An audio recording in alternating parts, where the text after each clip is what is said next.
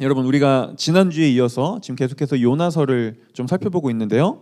지난주에 우리는 도망가는 요나의 모습을 통해서 오늘날 우리가, 그리고 오늘날 현대 사람들이 왜 점점 하나님으로부터 멀어지고 하나님을 싫어하는지에 대해서 좀 얘기했습니다.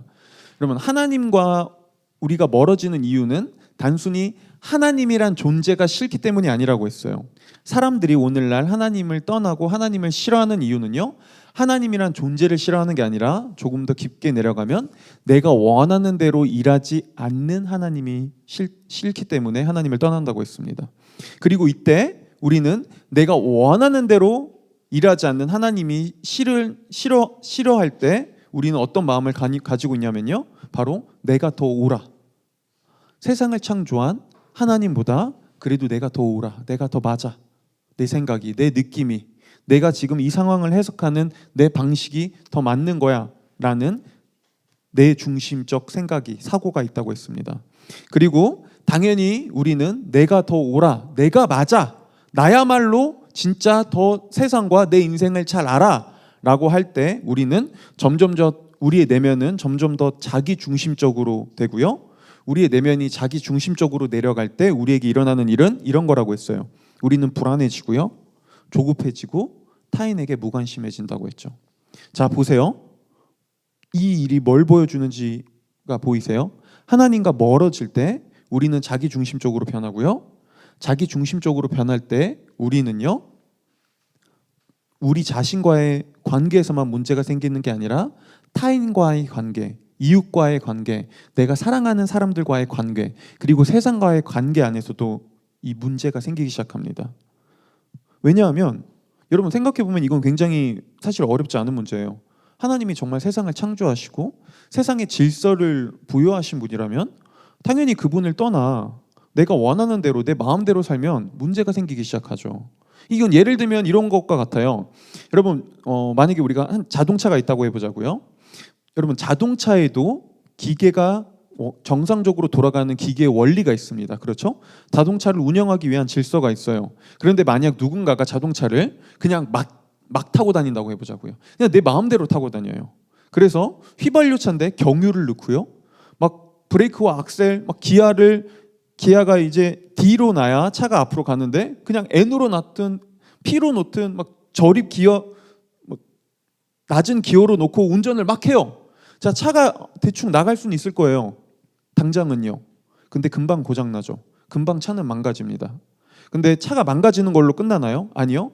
자동차의 원리에 벗어나 내가 원하는 대로 마음대로 차를 운전할 때, 차를 다룰 때 차만 망가지는 게 아니고요, 망가진 차를 타고 다니면 나도 언제 어떤 사고가 일어나서 나도 위험에 처가고 다른 사람도 그 사고의 피해자가 얼마든지 될 수 있죠. 보세요. 이런 일이 단순히 자동차에만 적용될까요? 아니요. 여러분들이 살아가는 학교와 사회와 우리가 살아가는 세상을 보세요. 우리 이 안에 보면요, 이 세상 안에서 우리가 마땅히 질서해야 할 인간관계, 사람들과의 관계, 회사 안의 규율, 학교의 규율, 이런 것들을 되게 너무나, 물론 이게 다 무조건 그걸 지키는 게 무조건 옳은 건 아니에요. 근데 우리가 마땅히 해야 될 일들을 지키지 않고 그걸 너무 업신여기는 사람들이 있습니다. 그렇죠? 어떤 일이 일어나죠? 그 사람들 때문에 항상 다른 사람이 피해를 보죠. 근데 그 피해를 다른 사람만 받나요? 아니요. 결국에 그것 때문에 자기도 피해를 받습니다. 그렇죠? 무슨 일이 일어나는지 보이세요? 어떤 질서와 원리가 분명 존재하는데 그걸 벗어나 내가 원하는 대로 그것들을 다룰 때 우리는 나도 피해를 입지만 다른 사람도 피해를 입습니다. 자, 하나님을 믿는다는 것은요, 여러분, 단순히 하나님이란 존재가 있구나 라는 걸 믿는 게 아니에요. 하나님을 믿는다는 것은요, 세상을 창조한 하나님을 통해 그분의 뜻과 계획을 알아가고요, 거기에 맞춰 우리의 삶을 조정해가는 것이죠. 우리는 그분의 질서에 따라 살아가기로 결단하는 거고요, 그분의 질서에 따라 살아갈 때 우리의 삶은 회복되고 제자리를 조금씩 찾아갑니다. 자, 물론 이 이야기를 듣고 이런 생각을 하는 분들도 있을 수 있어요. 근데 세상에 절대적 진리 같은 건 사실 존재하지 않는 거 아닌가요? 아니, 그런 진리가 어디 있어요? 그런 질서가 어디 있어요? 질서라는 건 그냥 인간이 그냥 사회적 약속의 협의로 약속해 놓은 것 아니에요? 그리고 이 인간의 역사 속에서 질서는 결국엔 더 힘을 가진 기득권들이 자신들의 이익을 지키고 그것들을 더 움켜쥐기 위해 자신들에게 유리한 질서를 만들어 놓은 것 아닌가요? 그게 인류의 역사 아니고 그게 인류의 역사 아닌가요? 라고 얘기하는 사람도 있습니다. 그렇죠? 자, 근데 과연 그럴까요? 질서의 문제가 과연 그렇게 단순할까요? 자, 여기에 대해서 제가 지금 대답해 드리기 전에 우리 여러분들에게 한 가지 묻고 싶어요. 자, 여러분들은 모든 사람은 평등하고 같은 권리를 받을 자격이 있다는 사실에 동의하시나요? 동의 안 하세요? 대부분 다 동의하실 거예요. 여기 있는 분들이라면. 그렇죠? 자, 여러분들은 모든 사람의 생명의 무게는 다 똑같다는 사실에 동의하시나요? 그렇죠? 여러분들은 그 어떤 생명도 그 어떤 사람도 성별과 그 다음에 출신 국가와 피부색에 따라 차별받아서는 안 된다는 말에 어떻게 동의하세요? 그렇죠? 다 동의하실 거예요. 그렇죠? 모두가 착취당해서는 안 되고 누가 누구보다 우월해서는 안 됩니다. 우린 모두 다 동등하고 존중받을 가치가 있어요. 자, 그런데 우리 잠깐 150년 전, 한 200년 전으로 돌아가 봅시다. 100년 더 전으로 돌아가 봅시다. 자, 그리고 우리는 신분제 사회를 살고 있고요. 저와 여러분은 귀족입니다. 양반이에요. 아니면 우리는 왕의 후손이에요. 자, 그리고 우리 밑에는 수많은 노예들이 있죠. 종들이 존재해요. 나는 신분적으로 많은 걸 누리고 있어요. 그런데 이걸 누리기 위해선 우리가 왕으로, 귀족으로, 양반으로 이 혜택을 누리기 위해선 한 가지가 필요합니다. 뭐가 필요하냐면요, 바로 나는 너희와 달라, 나는 너희보다 우월해 라는 신분제도예요.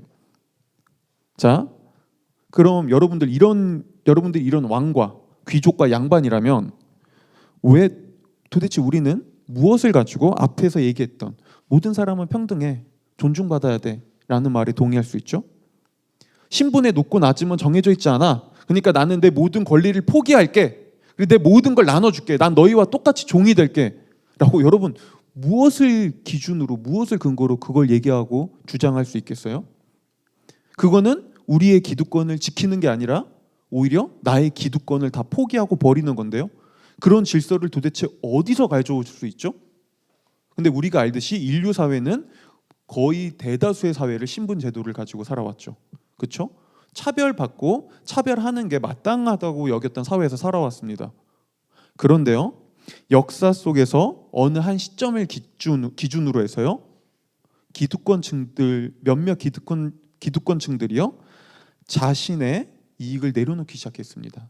자신의 권리를 포기하기 시작했습니다. 그런 운동이 사람들 사이에서 일어났죠. 만약에 이런 것들이 없었다면요, 기꺼이 자신이 가지고 있었던 신분과 기득권을 포기할 수 있었던 그런 사람들의 용기가 없었다면요, 지금 우리가 누리고 있는 이 평등과 자유는 존재할 수 없습니다. 자, 그럼 도대체 이들은 어디서 이런 파격적인 질서를 가져올 수 있었을까요? 바로 성경에서요.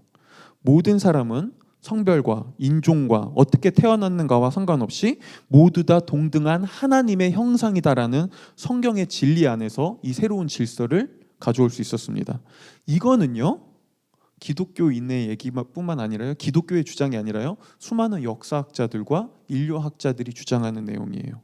네.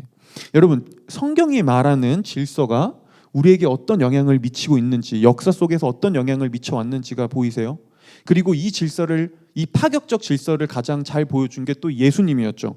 예수님은요, 여러분 성경을 보세요. 예수님의 일대기를 보세요. 그분은 인생의 많은 시간을요, 그 당시 사회에서 더럽고 타락한 죄인이라고 여겨졌던 집장촌 매춘부들과 세리들과 술꾼들과 함께 시간을 보냈습니다. 그분들은 인생의 대부분을 그 마이너 리그에 있는 사람들과 함께 했어요. 그런데 뭘 보여주죠? 예수님은 그 당시 사회에 없었던 굉장히 파격적인 새로운 질서를 보여주고 계셨어요. 그러면서 예수님은 이렇게 말하고 있었던 것이죠. 이게 하나님의 마음이다. 그분의 질서 안에서는 모든 이들이 존중받고 모든 이들이 사랑받을 가치가 있으며 그들 모두가 다 회복될 수 있다. 하나님께서는 그런 질서를 원하신다라고요. 자, 여러분, 이게 하나님과 가까워질 때 우리에게 일어나는 일입니다. 하나님과 가까워진다는 것은요, 단순히 우리가 더 종교적으로 변하는 것이 아니라 우리의 삶의 관계들이 새로워지고 회복되고 우리 삶의 모든 것들이 제자리를 찾아가는 것을 뜻해요. 그래서 하나님과 가까워지면요, 우리는 하나님이 창조한 나 자신을 더 잘 이해하고 사랑할 수 있게 되고요, 동시에 하나님이 창조한 이웃과 사랑의 관계를 더 잘 이해하고 더 잘 사랑하는 방식을 알아가고요, 세상에서 진짜 멋있고 가치 있게 살아가는 삶이 무엇인지를 알아갑니다. 왜요? 이 모든 걸 창조한 게 하나님이니까요. 그분을 믿는다는 건 그분을, 하나님을 통해 이 모든 방식을 배워간다는 거니까요. 자, 하지만 이 말은 반대로 뭘 보여주죠? 우리가 하나님과 멀어진다는 거는요, 나의 삶만 왜곡되는 것이 아니라 하나님이 창조한 세상의 모든 관계들도 왜곡되기 시작된다는 걸 보여줘요. 자, 그리고 이 말은요, 하나님을 믿는 교회가, 그리스도인들이 그분의 뜻대로 행하지 않으면, 하나님을 믿는 교회와 그리스도인들이 그분의 뜻대로 살지 않으면 세상은 더 왜곡되고 어두워진다는 것도 보여줍니다. 그렇죠? 하나님이 창조한 세상의 방식대로 교회가 살지 않으면요, 그리스도인들이 그렇게 살지 않으면요, 세상은 더 어두워집니다. 그리고 오늘 이게 우리가 요나를 통해 볼 수 있는 모습이에요. 오늘 요나는요, 잠들어 있었습니다. 그렇죠? 근데 지금 깊은 잠에 빠져 있는 요나의 모습을 보세요. 그는 단순히 지금 피곤해서 잠든 게 아니었어요. 거의 대부분의 주석학자들이 잠들어 있는 요나를 보면서 다 이렇게 해석합니다. 이 잠들어 있는 요나의 모습은 그의 지금 영적인 상태를 보여준다. 하나님과 요나의 관계 안에서 그가 얼마나 하나님과의 관계 안에 지금 잠들어 있는지를 보여준다라고요. 지금 요나는요, 하나님께로 도망가고 있었어요. 이게 지금 간단한 문제가 아니라고요. 심지어요, 요나가 탄 배는요, 지금 엄청난 폭풍에 휩쓸려서 지금 배가 전복되기 직전이었습니다. 이 속에서 수많은 사람들이 지금 목숨의 위협을 느끼면서 어떻게든 살아남으려고 발버둥 치고 있다고요. 그런데 이 속에서 요나는요, 그 어떤 책임의식도, 그 어떤 동료의식도, 그 어떤 미안함도 가지고 있지 않고요, 혼자 잠들어 있습니다. 그렇죠? 혼자 나몰라라예요. 그리고 이 요나 때문에 폭풍은 훨씬 더 거세지죠. 폭풍은 훨씬 더 거칠어져요. 왜요? 요나가 자고 있거든요. 하나님을 믿는 요나가 잘못을 저지르고 기도하지 않고 아무런 행동도 하지 않자 요나만 위기에 빠진 게 아니라 요나와 함께 배를 타고 있는 또 다른 이방 사람들도 함께 위기에 처했다는 거예요. 그리고 이런 요나의 모습이 너무나 어처구니 없어서요, 그 배를 이끌던 선장이 배 밑에 있던 요나를 찾아가서 답답한 마음에 이렇게 외칩니다. 요나서 2장 6절에서요. 우리 다 같이 한번 읽어볼게요. 자, 선장이 지금 쉽게 말하면 빡친 거예요. 네, 당황하고 빡친 거죠. 한번 다 같이 읽어볼게요. 읽어보겠습니다. 시작.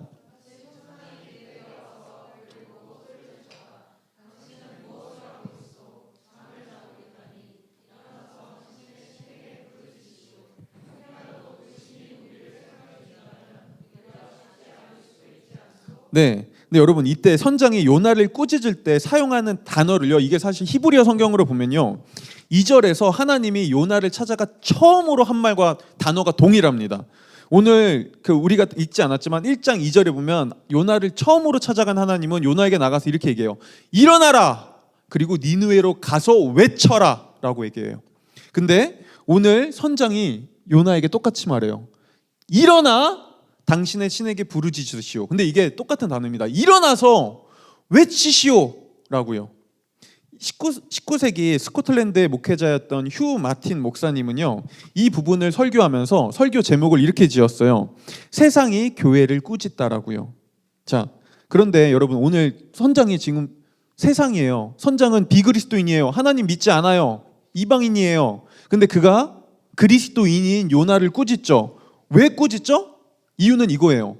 야, 지금 다 이 배가 침몰하기 직전이고 다 죽어가고 있는데, 그래서 조금이라도 살아남기 위해 우리가 지금 힘을 모아서 열심히 노력하고 있는데 너는 왜 아무렇지도 않게 혼자 그렇게 이기적으로 자고 있느냐라고 말하고 있는 것이죠.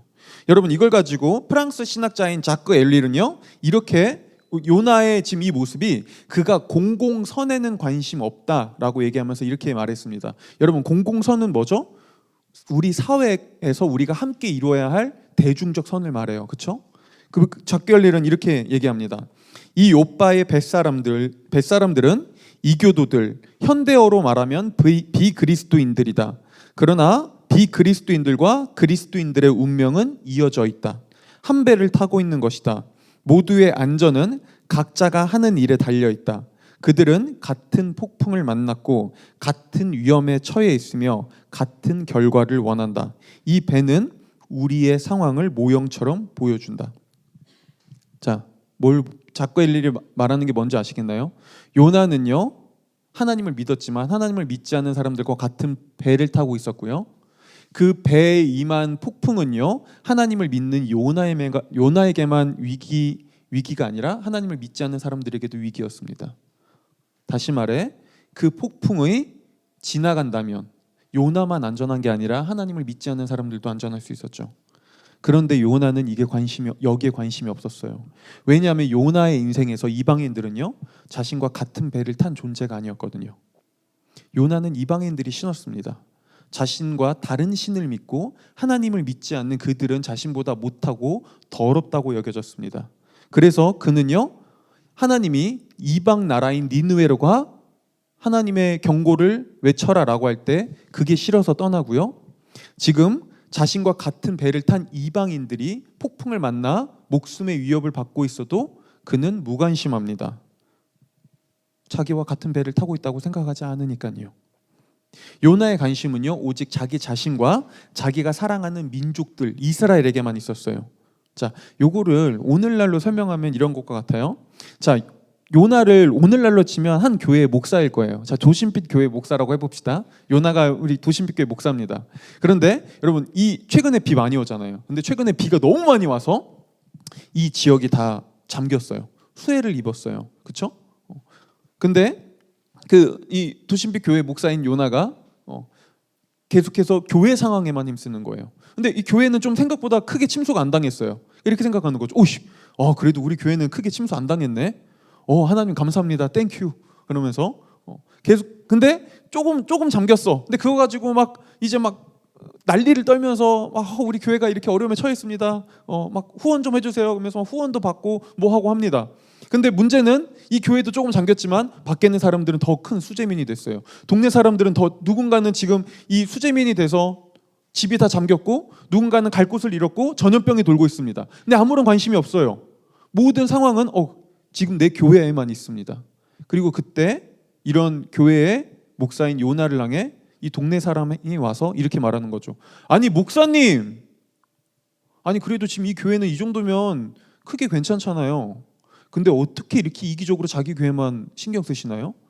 아니 목사님 교회 주변에 동네 사람들이 이렇게 많이 피해를 입고 이렇게 많이 지금 이 동네에 전염병이 들고 이렇게 많은 사람이 고통당하고 있는데 왜 그렇게 관심을 가지지 않죠? 목사님도 이 교회 동네 주민이잖아요. 지금 우리 다 이 문제를 벗어나게 하기 위해서 다 발벗고 있다고요. 당신만 빼고요. 라고 말하는 것과 같은 거예요. 그렇죠? 그런데 여러분, 우리 이 모습이 그렇게 낯설지 않는 순간이 있었어요. 불과 몇 년 전에요. 그렇죠? 우리 한국 사회에 엄청난 바이러스가 지금 보면 사실 그렇게 큰 건 아니었지만 그때 당시엔 처음이었잖아요. 모두가 낯설었습니다. 모두가 뭔지 몰랐어요. 그 바이러스가 돌 때 뭐 했죠? 그때 모든 사람들이 교회만 답답했나요? 모든 사람들이 다 답답했습니다. 모든 사람들이 다 나가지 못했어요. 교회만 멈췄나요? 모든 사람들의 삶이 다 멈췄습니다. 그런데 그때 몇몇 교회들을 중심으로 이런 이야기들이 있었죠. 바이러스에 걸려 죽어도 우리는 나가서 하나님께 대면 예배 드릴 겁니다. 그리고 그때 몇몇 교회들이 집단 감염의 원인이 됐었죠. 그리고 많은 사회의 지탄을 받았습니다. 그렇죠? 근데 그때 여러분, 그때 그 사회에서 이 사람들이, 선장과 같은 사람들이 교회를 지탄하며 했던 말이 뭐였죠? 이런 거였어요. 왜 여러분은 지금 모든 사회가 이 감염병을 극복하기 위해 함께 노력하고 우리도 참고 있는데 왜 당신들은 나 몰라라고 있습니까? 왜 당신들은 함께하지 않습니까? 왜 당신들은 이 사회의 구성원이면서 이 사회와 함께하지 않습니까? 자, 여러분, 선장의 말이 보이세요? 하나님께서 선장을 통해 지금 요나에게 무엇을 얘기하고 있는지가 보이시나요? 하나님은 오늘 선장의 입을 통해 요나에게 이렇게 말하고 있었습니다. 너는 이스라엘이라는 나라와 유대인이라는 민족을 위해서만 존재하지 않는다. 너는 이방 나라, 이방 민족이라는 세상과도 함께 배를 타고 있다.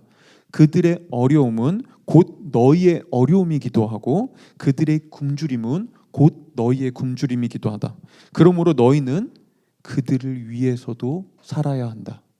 너희는 그들과 함께해야 한다. 여러분, 지금 성경이 우리에게 무엇을 말하고 있는지 아시겠나요? 교회는 하나님을 위해서도 존재하지만 동시에 하나님이 사랑하는 세상을 위해서도 존재합니다. 그런데 오늘날 세상과 이웃의 우리 사회의 공공선을 신경 쓰지 않는 교회는요, 어느새 배 밑에 들어가 잠자고 있는 요나와도 같습니다. 그런데 오늘날 많은 교회들이, 많은 그리스도인들이 우리가 세상과 같은 배를 타고 살아가고 있다는 이 사실을 망각합니다. 그래서 사람들은 종종 이 세상을 이렇게 바라봅니다. 이분법적으로요. 세상은 타락했어. 세상은 더러워. 그곳은 우리가 섞이면 안 돼. 그래서 세상을 무관심하게 바라보거나요, 아니면 세상과 자꾸 거리를 두려고 하죠. 그리고 이런 사람들은 때로 교회 안의 활동에 더욱더 집중하면서 이렇게 말하기도 해요. 지금과 같은 마지막 때에 우리는 더 교회에 모여서 우리끼리 기도하고 자신을 정결하게 지켜야 합니다. 교회에서 우리 세상의 이 더러운 때를 지워야 돼요. 네. 여러분, 이 말은 완전히 틀린 말은 아니에요. 이 말에도 분명히 맞는 진리의 부분이 있어요. 하지만 이렇게 말할 때 사람들은 어느새 성경의 이 부분을 지워버린 것과 같아요. 바로 요한복음 3장 16절이요. 제가 읽어드릴게요. 하나님께서 세상을 이처럼 사랑하셔서 외아들을 주셨으니 이는 그를 믿는 사람마다 멸망하지 않고 영생을 얻게 하려는 것이다. 여러분, 성경은요, 세상이 깨어졌고 타락하고 더럽고 죄악된 곳이라고 말합니다. 네, 성경은 인정합니다. 그리고 이거는 우리가 조금만 눈을 뜨고 바라봐도 알 수 있는 사실이죠. 이거는 곧 그리스도인들이 아니더라도요, 오늘날 우리가 살아가는 사회를 보면서 사람들 다 혀를 찹니다. 세상이 왜 이래? 야, 세상이 이거 너무 문제가 많아. 그렇죠? 하지만 성경은 그렇다고 해서 세상이 멸망받고 심판받아 마땅한 곳이라고 말하지도 않습니다. 오히려 하나님은 이런 세상을 여전히 사랑하셔서 이 세상을 회복하고 구원하길 원한다고 말하죠. 그리고 이런 하나님의 마음을 알면요, 우리는 세상과 멀어지고 세상과 관심 없어지는 것이 아니라 오히려 세상에 더 관심을 가지고 세상 속으로 들어가고 싶어집니다. 세상의 왜곡된 모습들을 바로잡고 치유하고 싶어지죠. 바로 이게 하나님과 가까워질 때 우리에게 일어나는 일이에요. 우리는 하나님과 가까워질 때요, 그분의 마음을 더 알아가고요, 그분이 사랑하는 이 세상에 나가 이 세상을 바로잡고 치유하고 회복하고 세상의 필요를 채워주고 싶어 합니다. 왜요? 내가 사랑하는 하나님이 그걸 원하시니까요. 그렇게 그들을 사랑하시니까요. 그리고 이게 역사 속에서 교회가 잠에서 깨어 하나님과 가까워졌을 때 실제 수없이 많이 했던 일이에요. 여러분, 로드니 스타크라는 사회학자가 있거든요. 그 사람은요, 기독교인이 아닙니다. 그냥 비기독교인인 사회학자예요. 근데 그는 그의 책인 기독교의 발흥이라는 책에서 사회학자로서 도대체 이 2000년 전 사실 팔레스타인에 굉장히 보잘것없고, 심지어 이 기독교라는 종교는 예수라는 교주가 그 사람들한테 교주죠. 3년 동안만 활동하다 죽었어요. 아니, 어떤 교주가 3년만 활동하고 죽었는데 그 종교가 이렇게까지 발흥하고 부흥한 종교는 없습니다, 역사상. 그래서 사회학자로서 여기에 대한 의구심을 가지고 정말 사회학적으로 연구를 한 거예요. 근데 그의 책에서 과거 기독교가 굉장히 소수 종교일 때 이 두 가지의 큰 사건을 전환점으로 빠르게 부흥했다고 얘기하면서 로마 시대에 있었던 엄청난 그 역병을 소개하면서 이렇게 말해요. 로마 전역에 덮친 심각한 역병에 당시 사회 분위기를 카르타고의 주교 디오니시우스는 이렇게 말했다. 사람들은 질병이 처음 발생하자 아픈 자들을 내쫓았고 가장 가까운 자부터 도망쳤으며 병자가 죽기도 전에 내다버리고 매장하지 않는 시신을 흙처럼 취급했다. 그런데 역병으로 인한 혐오와 차별과 갈등이 가득했던 시기에 당시 사회 분위기를 거슬러 다른 행동을 하던 자들이 있었으니 바로 기독교인들이었다. 이들은 역병을 두려워하기보다 이교도를 포함한 모든 병자들을 헌신적으로 돌보았고 역병을 배움과 시험의 장으로 삼았다. 그리고 자신들이 역병으로 인해 죽음을 맞이할 때는 평안과 기쁨으로 생을 마쳤다. 왜냐하면 그들에겐 부활의 소망이 있었으니까요. 로마의 황제였던 율리아누스는 이 모습을 두고 이렇게 말했다.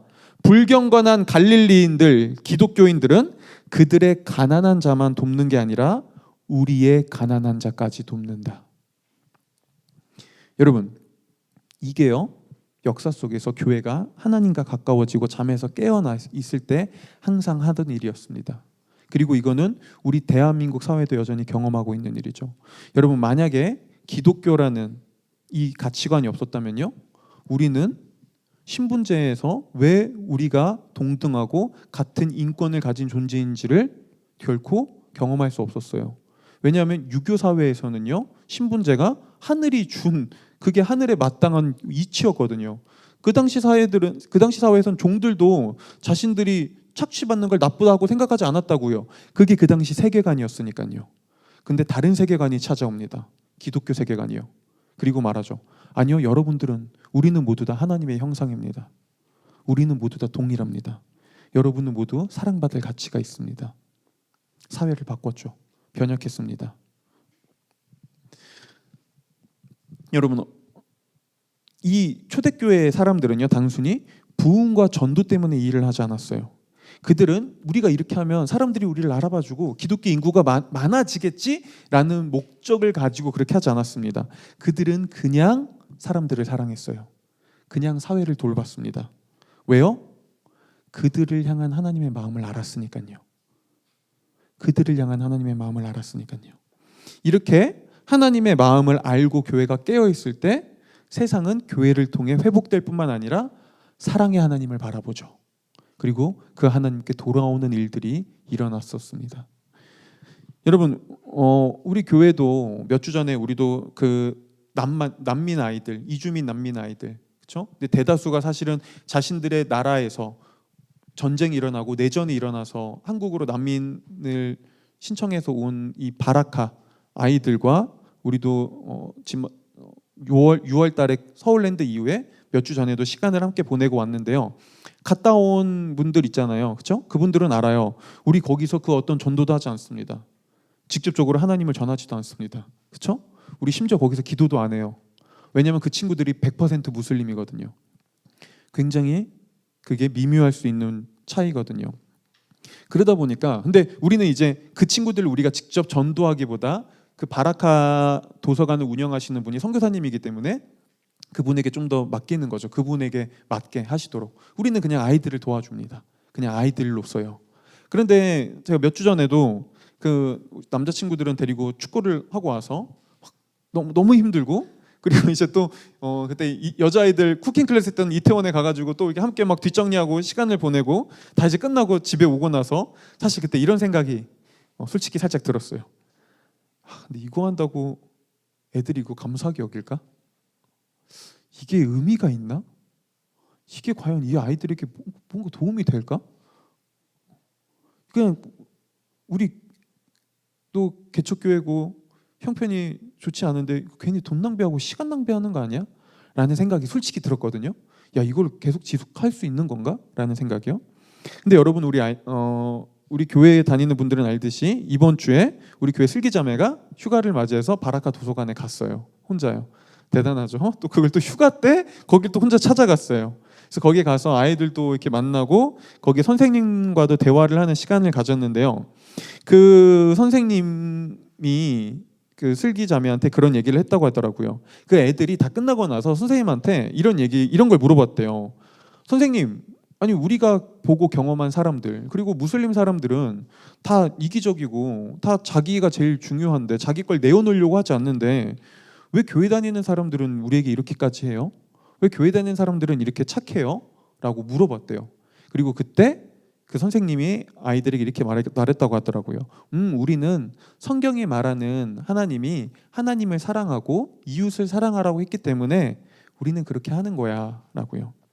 여러분, 오해하지 마세요. 저는요 지금 우리 도심빛교회 이런 교회다, 우리 이렇게 건강하고 우리 이렇게 올바른 교회다 라는 걸 말하고 있는 게 아닙니다. 그리고 우리 교회가 그렇게 건강하지도 않습니다.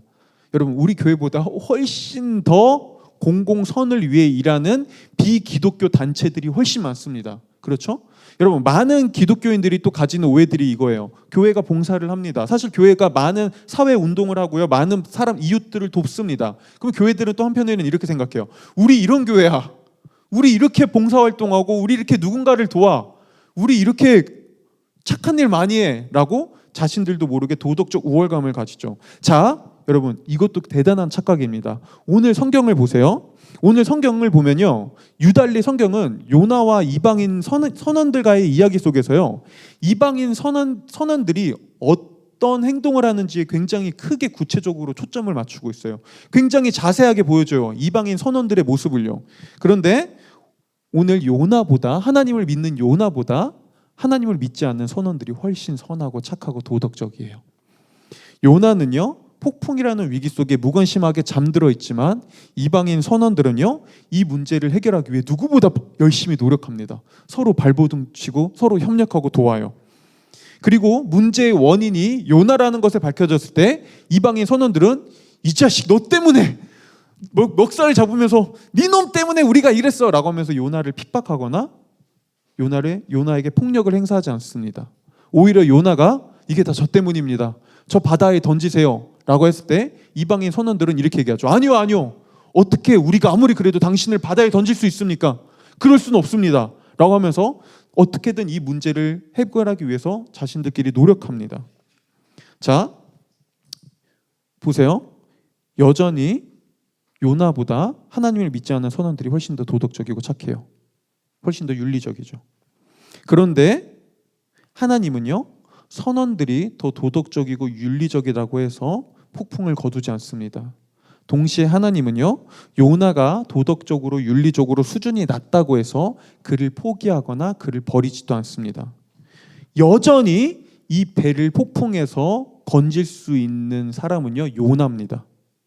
도덕적이지도 않고 선하지도 않은 요나요. 왜요? 왜 이렇게 비도덕적이고 착하지도 않은 요나가 왜 여전히 이 배를 구원할 수 있는 키를 가지고 있죠? 이유는 하나예요. 하나님이 그에게 은혜를 베풀었으니까요. 하나님이 요나를 그의 자격이나 그의 도덕적 수준이나 선함에 상관없이 오직 은혜로 그를 선지자로 삼으셨으니까요. 이게 그리고 요나서가 우리에게 주는 가장 큰 메시지 중에 하나였어요. 하나님께 가장 큰 은혜를 받은 요나만이요, 하나님의 무조건적인 사랑과 하나님의 크신 긍휼과 은혜와 자비가 얼마나 크고 높은지를 가장 잘 보여줄 수 있었거든요. 여러분, 오늘날 왜 교회가 공공선을 위해 일해야 하냐고요?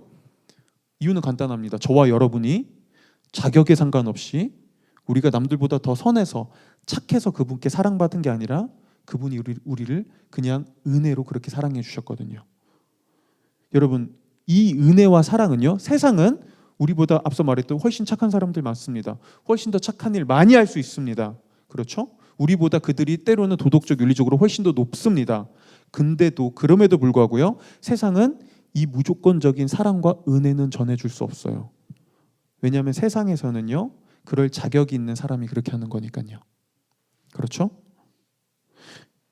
여러분, 누군가가 우리를 향해 왜 저를 이렇게까지 도우세요? 라고 했을 때 그냥 당신이 너무 불쌍해서요 라고 말하는 것과 당신은 사랑받을 자격이 있거든요. 당신은 모습과 인종과 종교와 그 어떤 가치관에 상관없이 그럼에도 사랑받을 자격이 있거든요 라고 얘기하는 건 완전히 다른 문제예요. 그렇죠?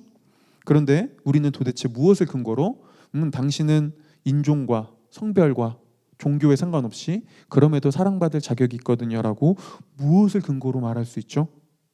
하나님 없는 세상에서 우린 우주의 먼지인데요, 하나님이 없다면 사랑과 은혜는 그저 인간이 만들어낸 그냥 위로받기 위한 허상에 불과한데요. 근데 무엇을 가지고 우리는 그래도 당신은 사랑받을 자격이 있기 때문에 우리가 그렇게 합니다라고 얘기할 수 있겠냐고요. 보세요. 오늘 선장은요, 요나를 향해서 야, 너 좀 착하게 좀 살아라 라고 말하고 있지 않아요. 보이세요? 선장이 뭐라고 하는지. 야, 너 좀 착하게 살아. 너 너무 비도덕적이야 라고 그를 비난하지 않습니다. 선장은요, 요나를 향해 이렇게 말하죠. 일어나라. 그리고 외쳐라. 하나님을 향해 외쳐라 라고 말하고 있죠. 뭘 보여주나요? 하나님께 은혜와 사랑을 먼저 받은 내가 아니면, 그 사람들이 외치지 않으면 세상은 무조건적인 사랑과 은혜가 무엇인지를 알 수 없습니다. 그걸 경험할 수 없습니다. 바로 이게 하나님이 때로는 오늘 요나처럼 세상을 통해 교회를 비난받게 하시는 이유예요. 하나님은 사실은 우리에게 오늘날 교회를 향해, 그리스도인들을 향해 이렇게 말하고 있는 것이죠. 너희가 세상에서 해야 하는 일은 단순히 전도가 아니다. 그렇다고 단순히 선하고 착한 일을 조금 더 많이 하는 것도 아니다. 오직 교회와 그리스도인들만이 전할 수 있는 하나님의 무조건적인 사랑과 은혜의 이야기가 있다. 너희가 그것을 이야기하지 않고 잠들어 있다면 결국 세상은 계속해서 끊임없는 갈등과 혐오와 증오라는 폭풍 속에서 무너져 내릴 것이다. 그분의 사랑과 은혜를 받은 너희만이 나가 세상을 향해 그분의 사랑과 은혜를 외치고 세상을 치유하고 회복할 수 있다. 너희만이 세상에 참된 용서를 외칠 수 있다라고요. 그리고 바로 이게요, 예수님이 2000년 전 예수님이 제자들을 향해, 교회를 향해 이렇게 말씀하신 이유입니다. 마태복음 5장 13절 16절에서요. 제가 읽어드리겠습니다. 이건 우리 교회의 주제 성구기도 하죠. 너희는 세상의 소금이나 소금이 짠맛을 잃으면 무엇으로 그 짠맛을 되찾게 하겠느냐. 짠맛을 잃은 소금은 아무데도 쓸데가 없으므로 바깥에 내버려서 사람들이 짓밟을 뿐이다. 너희는 세상의 빛이다. 산 위에 세운 마을은 숨길 수 없다. 또 사람이 등불을 켜서 말 아래에다가 내려놓지 아니하고 등경 위에다 놓아둔다.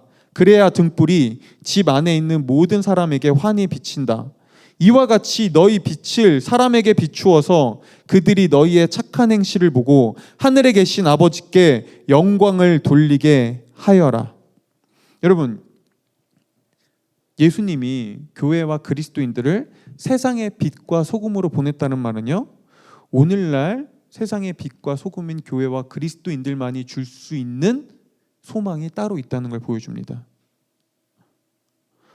오늘 아까 바라카 아이들이 선생님을 향해 왜 교회는 이렇게 착한 일을 많이 해요? 라고 얘기했을 때 그 질문에 하나님을 사랑한다는 건 곧 이웃을 사랑하는 거야 라고 대답할 수 있는 사람은요, 그리스도인이지 넌 크리스천이 아닙니다.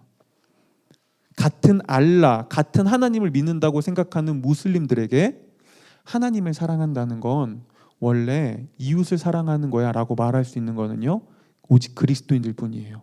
세상은 그걸 말해줄 수 없습니다.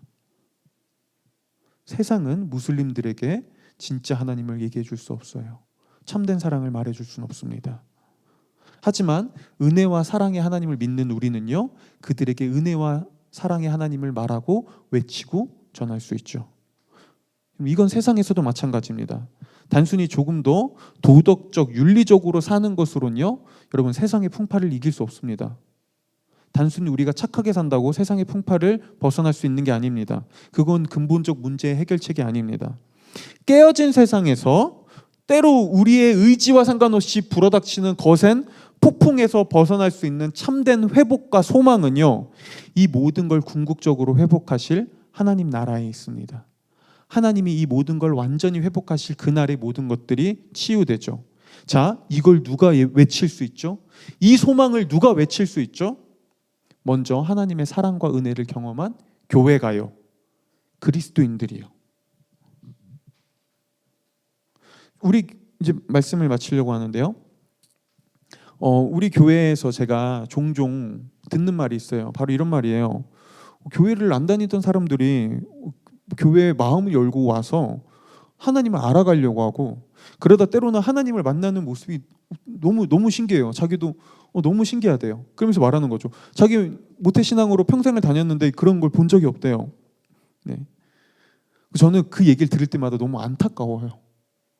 사실 너무 말이 안 된다고 생각해요. 여러분, 왜 모태신앙으로 평생 교회를 다녔는데 누군가는 교회 와서 누군가가 교회 안 다니던 사람이, 하나님 안 믿던 사람이 교회 와서 하나님을 알아가고 그러다 하나님을 만나는 일이 왜 이게 낯설죠? 이유는 간단합니다. 어느새 교회가 잠자고 있으니까요. 어느새 그리스도인들이 잠자고 있으니까요. 다들 교회는 다니지만 내가 세상과 한 배를 타고 있다는 사실을 모르니까요. 그래서 공공선을 향해 외치지 않으니까요. 그래서 많은 그리스도인들이요, 교회는 다니지만 내가 우리의 이웃과 내 주변의 사람들과 같은 한 배를 타고 있다는 사실을 망각한 채 세상의 풍파가 불어올 때 더 자기들끼리 모입니다. 교회 안에서요. 그래서 자기들끼리 모여 찬양하고 기도합니다. 그러면서 때로는 이렇게 말하기도 하죠. 하나님, 우리는 저들과 다르게 이 세상의 풍파 속에서 이렇게 똘똘 뭉쳐 하나님을 찬양하고 기도하고 있으니 우리를 구해 주소서. 우리를 구원하소서. 우리를 어여삐 여기소서. 뭘 망각하고 있죠? 사실은 우리가 그들과 같은 배를 타고 있다는 사실을 잃어버리고 있는 거죠.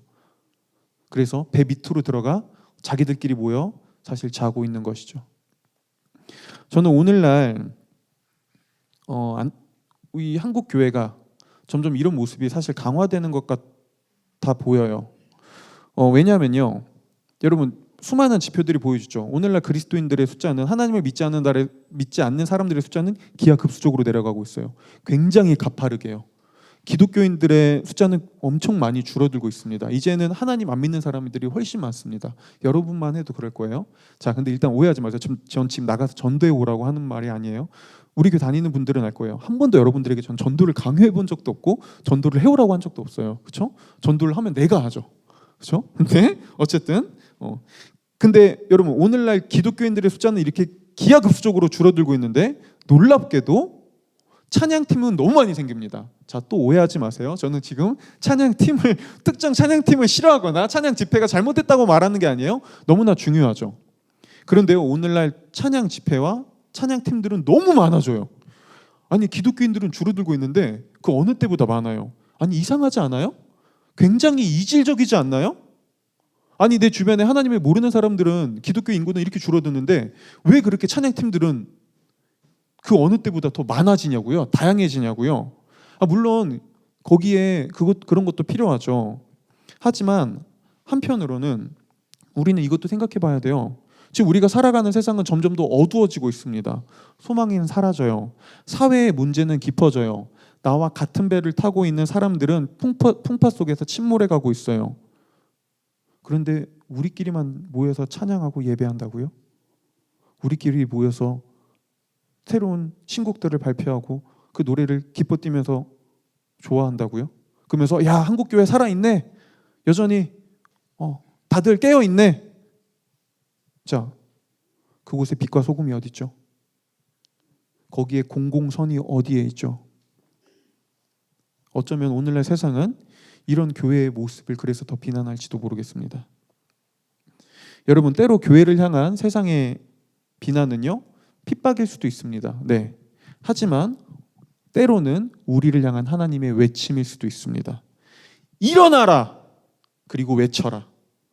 너희와 같은 배를 타고 있는 이들을 향해 너희가 소망을 외치지 않는다면 어떻게 그들이 이 풍파 속에서 진짜 소망을 발견할 수 있겠느냐? 네, 여러분, 물론 이거는요, 굉장히 큰 용기가 필요하고요, 부담되는 일입니다. 그럼에도 우리는 어떻게 이런 일을 할 수 있을까요? 여러분, 2000년 전 십자가에 달려 죽기 전날 밤 예수님도요, 제자들을 향해 이렇게 부탁했습니다. 나를 위해 기도해 주거라. 근데 예수님은 이때 부탁하셨어요. 굉장히 간절히요. 너희가 나를 위해 제발 기도해 주거라 라고요.